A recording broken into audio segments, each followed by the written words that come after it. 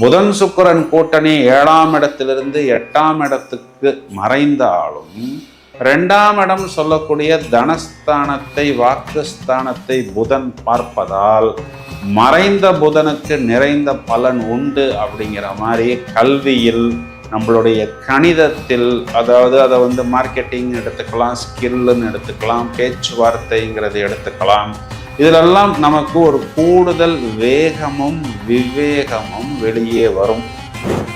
ஒருவேளை நம்மளுடைய லக்னமானது ரிஷபம், மிதுனம், இந்த பக்கத்தில் கன்னி, துலாம், மகரம், கும்பமாக இருந்தால் இதன் பாதிப்பு கொஞ்சம் கூடுதலாக இருக்கும்.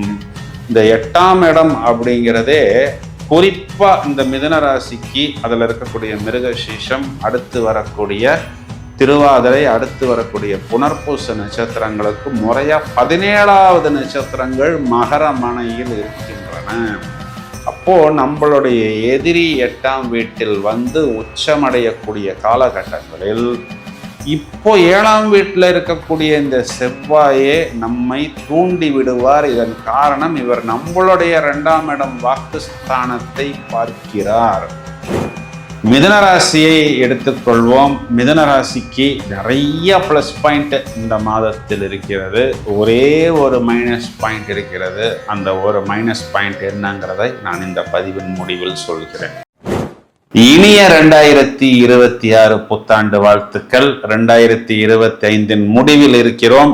நாம் சாதிக்காத விஷயங்களை, நாம் விட்ட விஷயங்களை கண்டிப்பாக 2026 உங்களால் சாதிக்க முடியும் என்பதற்குண்டான வாழ்த்துக்கள், பிரார்த்தனைகளுடன் இந்த பதிவை தொடங்குகிறோம். 2026 வருடம் ஜனவரி மாதம் என்னென்ன மாற்றங்கள் என்பதை முதலில் பார்ப்போம். ஜனவரி மாதம் 13ஆம் தேதி சுக்கிரன் என்ற கிரகம் தனுர் ராசியிலிருந்து மகர ராசிக்கு சஞ்சாரம் செய்ய இருக்கிறார். பிறகு ஜனவரி 15 சூரியன், 16ஆம் தேதி செவ்வாய், 17ஆம் தேதி புதன். இந்த 4 கிரகங்களுமே மகர ராசி மண்டலத்தில் மையம் கொள்ள போகிறார்கள். இந்த மாற்றமானது ஒவ்வொரு ராசிக்கும் என்ன சொல்ல போகிறது?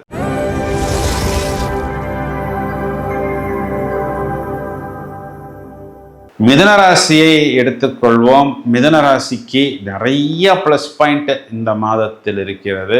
ஒரே ஒரு மைனஸ் பாயிண்ட் இருக்கிறது. அந்த ஒரு மைனஸ் பாயிண்ட் என்னங்கிறதை நான் இந்த பதிவின் முடிவில் சொல்கிறேன். ஃபர்ஸ்ட் ப்ளஸ் பாயிண்ட் என்னன்னா, ராசியில் இருக்கக்கூடிய குரு வக்ரம். அப்போ ஜென்ம குரு நம்மை படுத்துகிறது, நம்மை துரத்துகிறது, நம்மை கடன் வாங்க தூண்டுகிறது. அப்போ இது நாள் வரை நம்மை கடன் வாங்க தூண்டின வன்மகுரு, ஜென்மகுரு என்று சொல்லப்படக்கூடிய அந்த குரு பகவான் இப்போ வக்ரம்ங்கும் பொழுது, ரெட்ரோ அப்படிங்கும்போது, கோயிங் ஆப்போசிட் அப்படிங்கும் பொழுது என்ன அப்படின்னா, நாம் பரபரப்பாக குரு சம்பந்தப்பட்ட விஷயம், குருனா தனம், தனம்னா வருமானம்.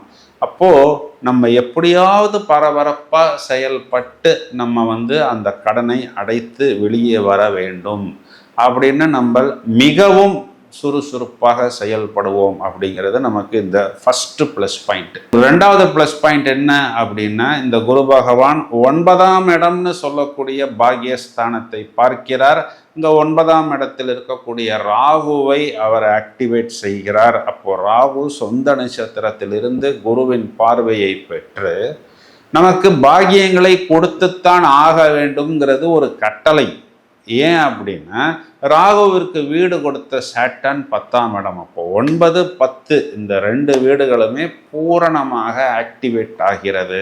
இப்போ நம்மளுடைய தொழில் பாக்கியம், பாக்கியம் தொழில், அதன் மூலம் உச்சம், அதன் மூலம் வருமானம், அதன் மூலம் நிறைய கடன்களை நாம் அடைப்பது, கடனிலிருந்து வெளியே வருவது, நிறைய தோல்விகள் மற்றும் அவமானங்களிலிருந்து நாம் வெளியே வருவது. இதில் இன்னொரு விஷயம் என்ன அப்படின்னு கேட்டோம்னா, 3ஆம் இடத்தில் இருக்கக்கூடிய கேதுவை மார்ஸ் என்று சொல்லக்கூடிய செவ்வாய் 8ஆம் பார்வையாக பார்க்க போகிறார். அப்போ பயணங்கள், நாம் ஒரு அளவுக்கு தொடர்ச்சியாக பயணங்கள் செய்யக்கூடிய அமைப்பு. அந்த பயணம்ங்கிறது ஓரளவுக்கு நமக்கு அனுகூலமான பயணமாக அமையும். ஏன்னா மார்ஸ் இங்கே லாபாதிபதியாகவும் வருகிறார், அவர் 6ஆம் வீட்டுக்கும் அதிபதியாக வருகிறார். பொதுவாக வந்து 3ஆம் வீடுடன் செவ்வாய் சம்பந்தப்படும் பொழுது உபஜயஸ்தானம் அப்படிங்கிற அமைப்பில் நமக்கு அது நன்மையைத்தான் செய்யும். அப்போ 3ஆம் இடத்தில் இருக்கக்கூடிய கேதுவும் செவ்வாயாக செயல்படும், செவ்வாயால் பார்க்கப்படுவதனால் அப்போ அதன் மூலம் ஆதாயம் அப்படிங்கிறது உண்டு. புதன் சுக்கிரன் கூட்டணி 7ஆம் இடத்திலிருந்து 8ஆம் இடத்துக்கு மறைந்தாலும் 2ஆம் இடம் சொல்லக்கூடிய தனஸ்தானத்தை, வாக்குஸ்தானத்தை புதன் பார்ப்பதால் மறைந்த புதனுக்கு நிறைந்த பலன் உண்டு அப்படிங்கிற மாதிரி கல்வியில், நம்மளுடைய கணிதத்தில், அதாவது அதை வந்து மார்க்கெட்டிங் எடுத்துக்கலாம், ஸ்கில்லுன்னு எடுத்துக்கலாம், பேச்சுவார்த்தைங்கிறது எடுத்துக்கலாம், இதிலெல்லாம் நமக்கு ஒரு கூடுதல் வேகமும் விவேகமும் வெளியே வரும் அப்படிங்கிற மாதிரி நாம் இதனை எடுத்துக்கொள்ளலாம். இப்போ 3ஆம் அதிபதி சூரியன் 8ஆம் வீட்டில் மறையக்கூடிய காலகட்டங்களில் நம்ம வந்து அரசாங்கம் சம்பந்தப்பட்ட விஷயத்தில் கொஞ்சம் கூடுதல் கவனம் எடுத்துக்கொள்ள வேண்டும். இப்போ இதில் எங்கே நம்ம கூடுதலான ஒரு கவனம் எடுத்துக்கணும்னா, இப்போ இருக்கக்கூடிய மார்ஸ் நம்மளுடைய ராசிக்கு 7ஆம் இடத்தில் வந்து அமர்ந்திருக்கிறார். அவர் பிறகு 8ஆம் வீட்டுக்கு வரும் பொழுது நமக்கு அது அஷ்டமஸ்தானமாக வருகிறது. ஒருவேளை நம்மளுடைய லக்னமானது ரிஷபம், மிதுனம், இந்த பக்கத்தில் கன்னி, துலாம், மகரம், கும்பமாக இருந்தால் இதன் பாதிப்பு கொஞ்சம் கூடுதலாக இருக்கும்.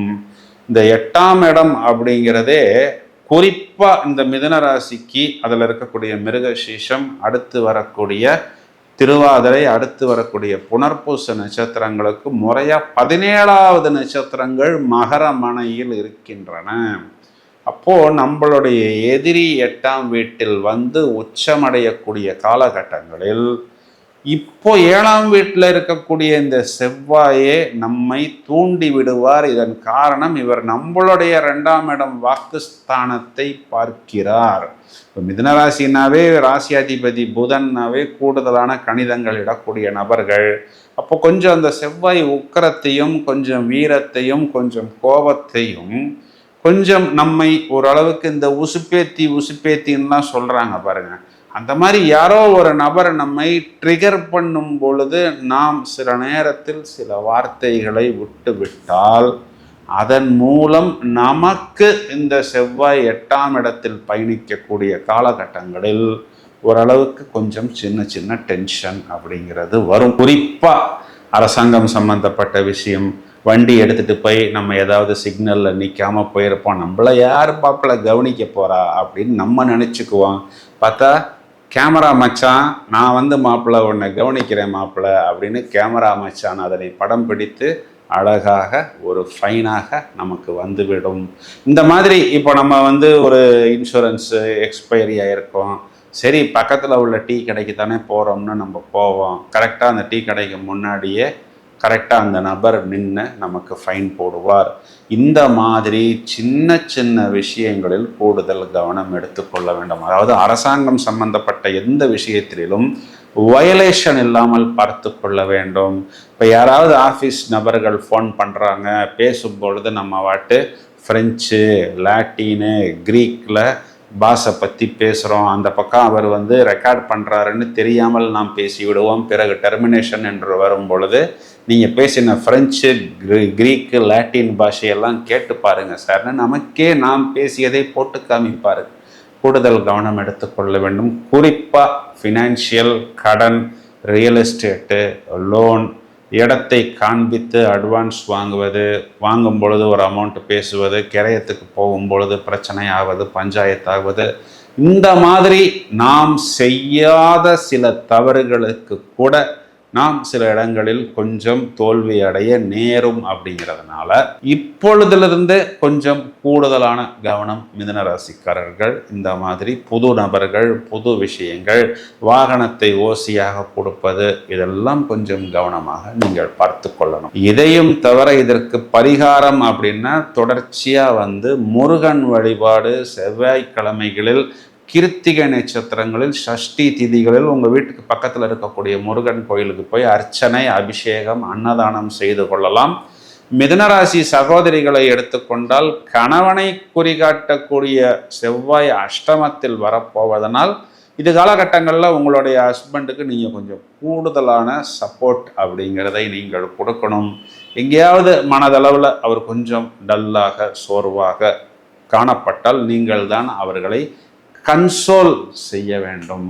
வயதில் மூத்த நபர்களாக இருந்தால், சீனியர் சிட்டிசன்ஸாக இருந்தால், ஒருவேளை இந்த சொத்து சம்பந்தப்பட்ட விஷயங்களாக இருந்தால் பிப்ரவரி மாதம் 20 தேதிக்கு பிறகு அதனை எப்படி பிரிக்கலாம், அதுக்கு எப்படி யாருக்கு என்ன ஷேர் கொடுக்கலாம் அப்படிங்கிற மாதிரி நீங்கள் யோசித்து கொள்ளுங்கள். ஃபினான்ஷியல் விஷயங்களாக இருந்தாலும் இன்னும் கொஞ்ச நாள் நீங்கள் வெயிட் பண்ணுங்கள்.